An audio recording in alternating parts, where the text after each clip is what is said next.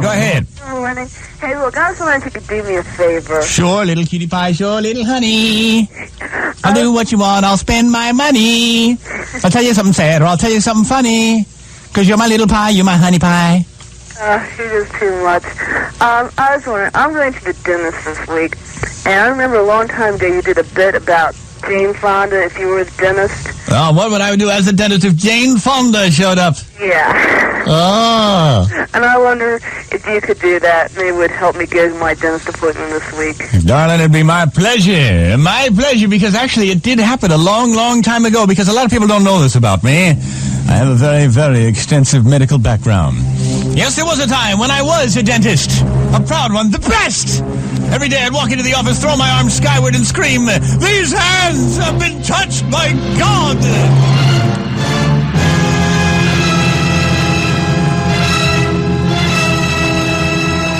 You name it, I did it. I'd bush him, I'd polish him, I'd fill him, I'd drill him, root canals, bridge work, plaque removal. I always saved the plaque in a brown paper bag as I was putting in a new patio. There. Pioneer. I can handle it all.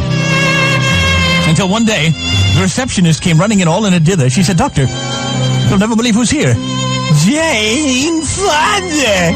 She's in the middle of her Save the Seals campaign, and she got a toothache on the way, and she had the limo driver pull over at the first dentist, and she saw your shingles, so she said, "Jane Fonda's in the lobby." I stood there. Jane Fonda! The memories came back.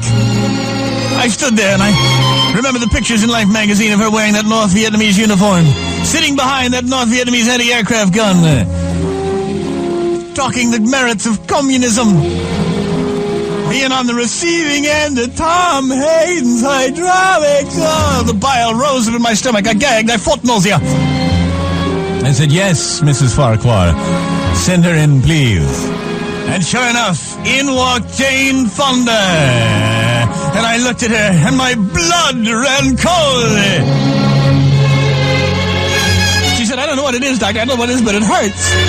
I said, "Well, it looks like them wisdom teeth are finally kicking in."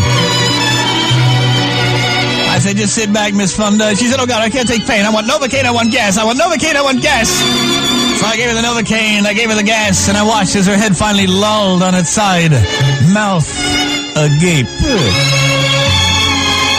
Mrs. Farquhar came in and said, "Do you believe Jane Fonda?" I said, "Yes, I believe it. This is the chance I've waited. I'm going to grab her. I'm going to drill her right through the kneecap. Yeah. I'm going to, I can't wait. Yeah. She said, "Put down that drill. You're not going to hurt her. Remember, you took the Hippocratic oath. You can't hurt people. You save people. Do you hear me, doctor?" I said, "But this is the chance of my life." And she said, "Put the drill down. Put it down." She said, "I will not let you harm a hair on that woman's head." I said, "All right, I'll make a deal with you, Mrs. Farquhar. If you promise to leave me alone with her just for 10 minutes, I promise I will get my revenge, but I won't cause her any lasting damage." She said, "Do you promise not to hurt her?" I said, "Yes." She said, "All right, but keep in mind your profession is on the line." I said, "I will, Mrs. Farquhar, I will." She left me and shut the door.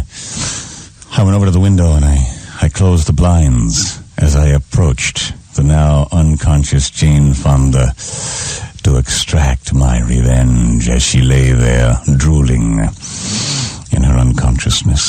Oh, God, it was sweet. It was sweet. Oh, boy.